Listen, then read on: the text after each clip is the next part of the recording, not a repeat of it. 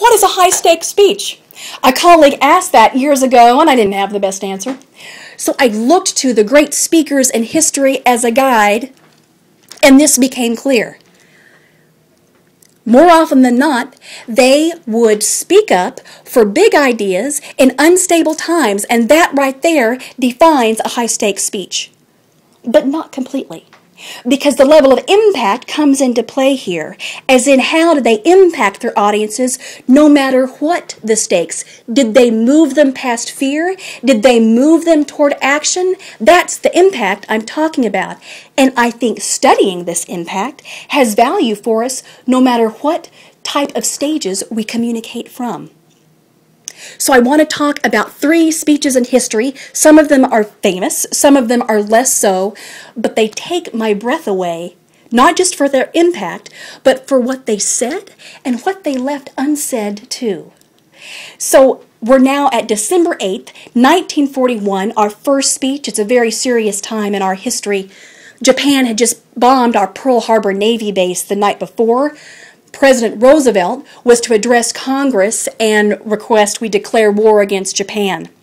You know, there was fear and grief everywhere, and the president could have used that moment to mourn along with the nation. But he didn't.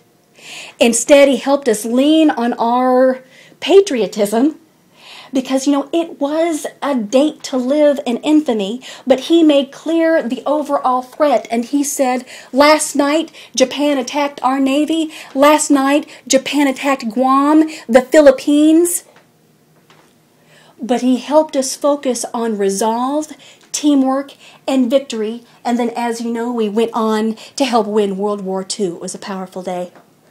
Which gets us closer to, years later, our second speech, and it's July 12th, 1976. Okay, the Watergate scandal of the Republicans was still fresh. The Republican Richard Nixon had resigned, and it's time to elect a new president. The voters just didn't know who to trust. And now this is the Democratic National Convention night. And Democrat Barbara Jordan is about to take the stage and keynote the event. Her job is to define the Democrats for the country. And she said, we believe in equality for all and privilege for none. I mean, she put vision first. She could have ripped the Republicans in half, but she didn't. Then she invited the voters in and said, can we define a common good for everyone?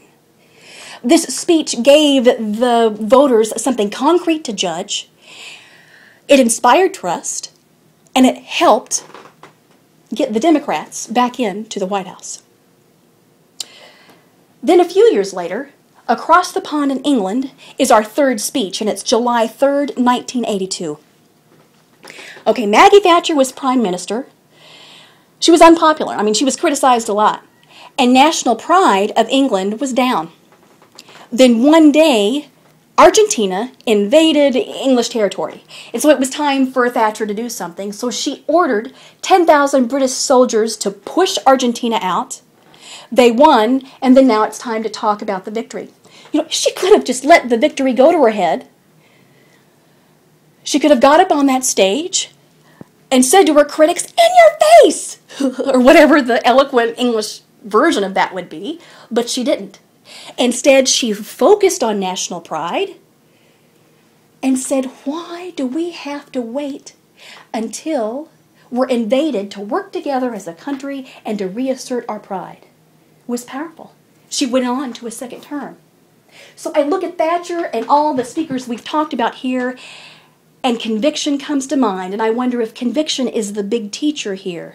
Because no matter what the stakes were of these speakers, they were informed by their convictions. They were motivated by their convictions. And one more thing, they did not wait for the high stakes to shape their convictions, okay? They were shaping them and testing them over and over again long before the high stakes arrived. And so I ask, can we test ourselves with the same diligence to prepare for our future stakes to come? I say that we can, and that we and the audiences we aim to serve will only benefit. Thank you.